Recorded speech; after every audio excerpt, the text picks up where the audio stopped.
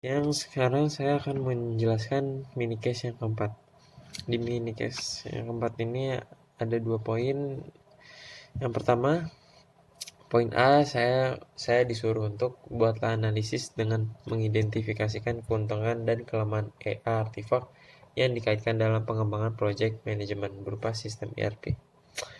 Menurut saya keuntungan yang pertama untuk kita menggunakan EA artifak adalah kita dapat merincikan dan men, meng apa ya namanya merangkum goals konsep untuk kita membuat EA dengan baik dan benar dan dengan rapih, karena konsep dari EA artifak sendiri adalah kita dapat membuat dokumen-dokumen sistem informasi strategi untuk kita merangkum konsep EA tersebut dengan baik.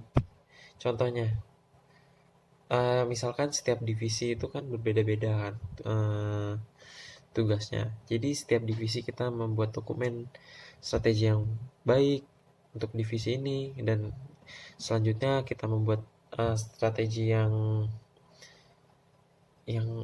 lumayan bagus dari yang sebelumnya untuk divisi lainnya. Karena setiap divisi tidak bisa kita menyamakan satu strategi yang sama gitu. Karena setiap divisi pun bekerja saling berkesinambungan.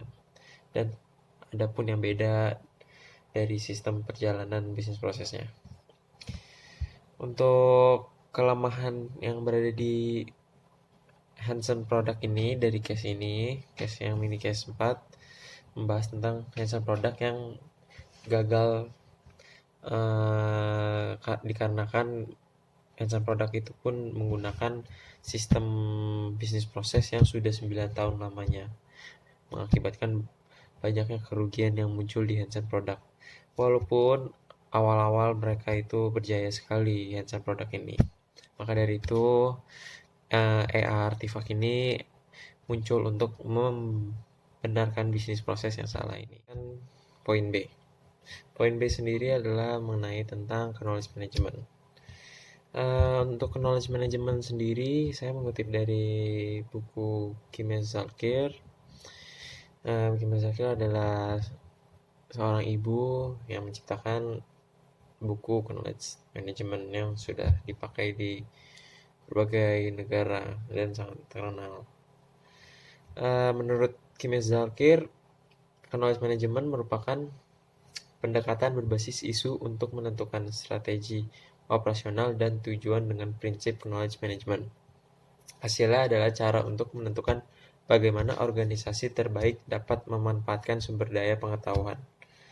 Jadi menurut saya knowledge management ini amat penting di suatu bisnis proses. Karena mengapa?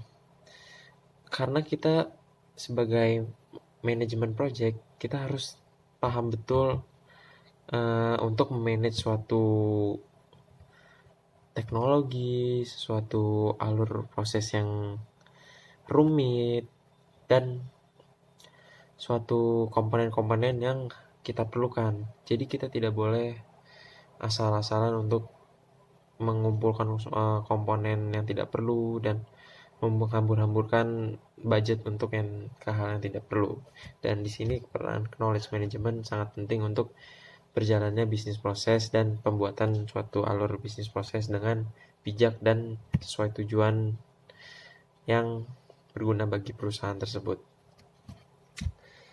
Ada beberapa metode di knowledge management, yaitu adalah gap analysis, knowledge audit, dan banyak yang lainnya seperti DKM, strategi roadmap. Menurut saya gap analysis itu seperti membandingkan antara sebuah project realita dengan project harapannya. Jadi sebagai project management pasti dibutuhkannya gap analysis tersebut. Dan untuk knowledge audit adalah bagaimana kita menggunakan knowledge kita untuk mengatur segala kebutuhan-kebutuhan dari bisnis proses tersebut. Sekian dari saya, kurang lebihnya mohon dimaafkan. Terima kasih.